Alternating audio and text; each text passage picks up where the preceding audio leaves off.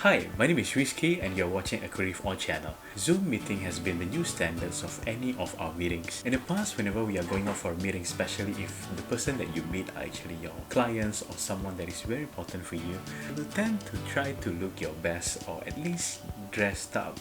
With Zoom meetings, I think there's no harm for us to try to look good on camera.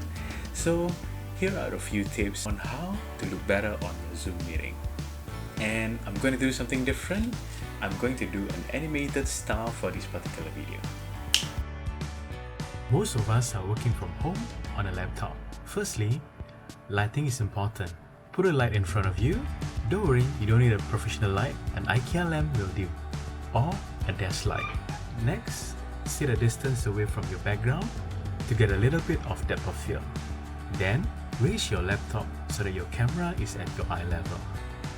Time to make a good use of those thick books that you haven't read. And don't forget to smile at the camera. Have fun on your meetings.